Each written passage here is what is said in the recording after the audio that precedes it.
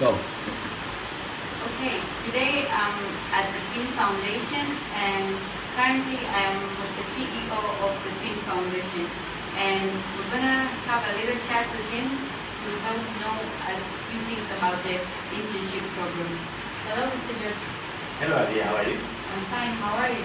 I'm super duper. That's very exciting. I'm quite honored, first of all, to be here. It's such an honor to meet such a person like you who's offering different opportunities for Tanzanians, but also for other people outside the country. Thank you so much, Adia. You're very much welcome. Thank you. There are some questions I want to ask you concerning on the intern project that you've been doing. Yes. First of all, I want to know like what motivated you like to start this foundation? Like what was the interest that made you like push you or drive you to start the foundation?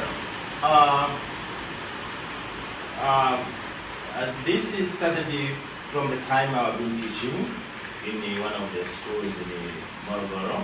Yes. And I experiencing seeing students have different challenges which hindering them to succeed in their studies. You find some students don't come to school because they're sick and they can spend like a week or 2 weeks on sick bed. Some of them, they don't come to school because they don't have no school uniform. And some of them actually, they don't have even parents with them, they live alone. So I feel like we need to have an initiative to help these students. So you can say the interest of supporting the students from underprivileged backgrounds is because I used to be a teacher and expressing students with such kind of challenges. So we thought that for we to be able to support these students effectively, we need to have an NGO. So 2019 is when we established this NGO for supporting the students.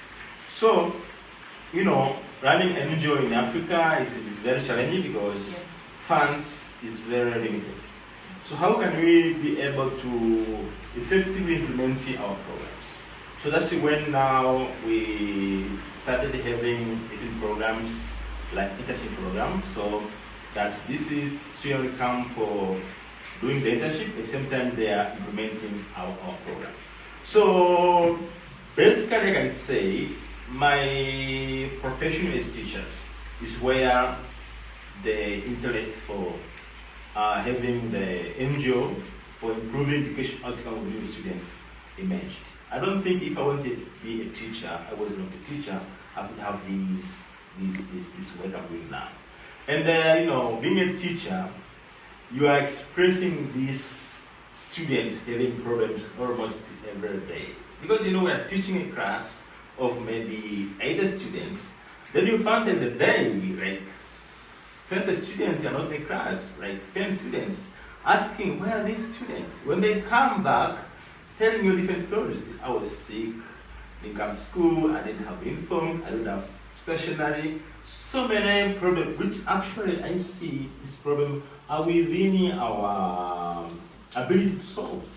So I talked to the fellow teachers about helping the students. Actually, we started supporting one student. Yes. Then we went to 5 students. Then after we said, we need to have an NGO because otherwise we can't be able to help ourselves.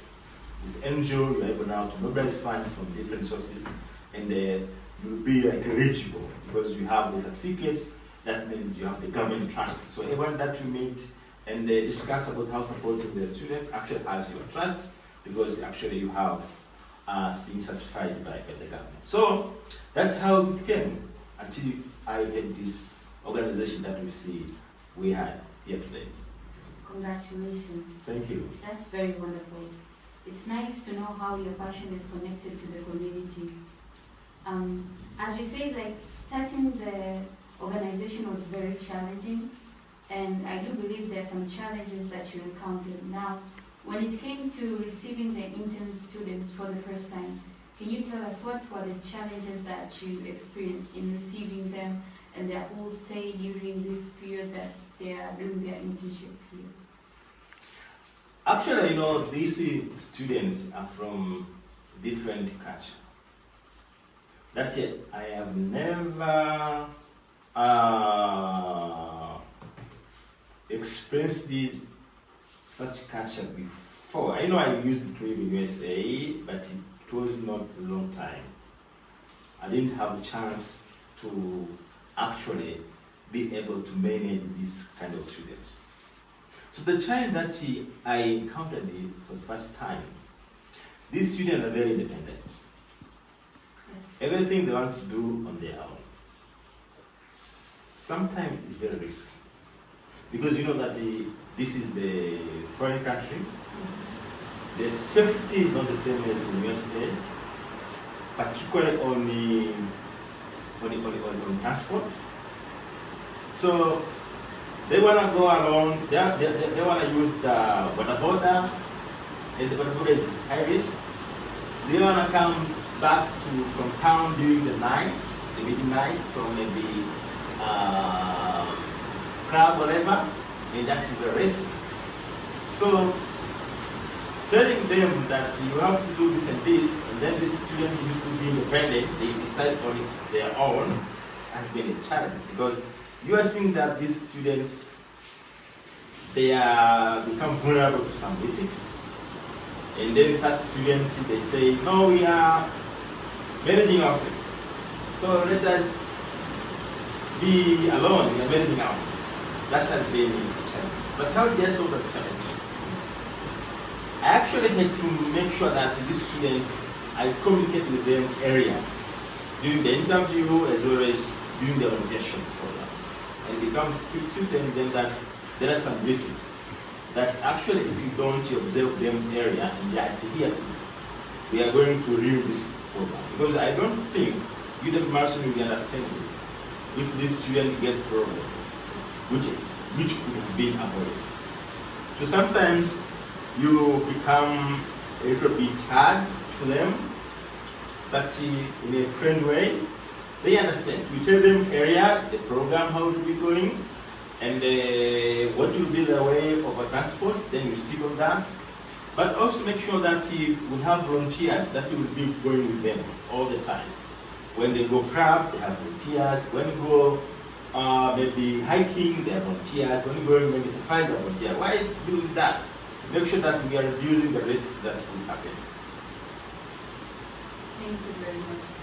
I also wanted to know, during this internship program, while the interns are here, what are the positive things that you like about them? Like, what are maybe the characters or the behaviors or anything that they've done so far? Like, what made you like really appreciate them? They are very creative. They are always ahead of time. They actually you can say proactive. So when you do a certain thing, they advise you to be proactive. I remember when you were going to Maasai village. Yes. We had to arrange it like a week before. This was the idea, and also they come up for idea of backup. You know, we had 2 or 3 alternative transport. Why? Because we thought that if alternative one don't work, we go to 2 or 3. So they are really proactive and also committed because they are really hard worker and they make sure that they are meeting their goals. You know, building a database is very hard, needs a lot of commitment. And the time assigned for this project is only like 70 days. Yes. These are very few days. If you don't have people who are committed, you don't have people who are proactive, you don't have people who are dedicating the time, their skills, this project won't be completed. So this is the very, very strength part of them. But also they are ready to learn. They're ready to learn. And also they are they are risk taker. You know, hiking those mountains, I never gone there, but they say let's go. They have done a lot of hikings, also doing safaris. For example, Ngorongoro crater, going down the crater and then coming up. That's a risk taking. That's a very high chance. And that's it. Yeah. Lastly, I wanted to know, like, you as the CEO of FIEN Foundation, together with the organization itself, like, what have you achieved so far with the internship program? Like, what have you achieved? Yeah.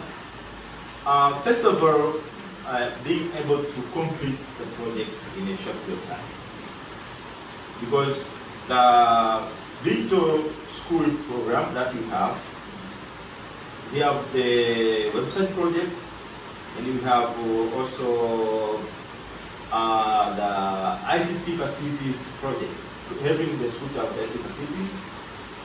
You know, these students come, they're helping us with the website, also they come with the ICT facility.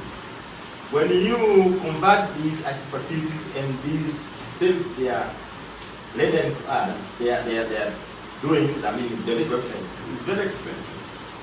So you see, through them we have been able to complete the website project for the two schools. The first one we were able to complete it with the Panga Secondary School. Now we have completed with the Green Air Primary School. But also we have already able to split the laptop to the schools. So these are accomplishment that I'm really proud of this internship. If it wasn't this internship, I don't think we could have able to. And you understand that nowadays it's very hard to get a fund for supporting programs. So we are trying to be also creative on how can we implement the program. So this internship program or internship strategy has been really useful and helpful. By it, we have completed such project that could not be possible if we student can't be able to do that. Well, that's very good. Thank you very much for your time. It was nice meeting you. Thank you, Aria. Welcome again. Thank you. Yeah.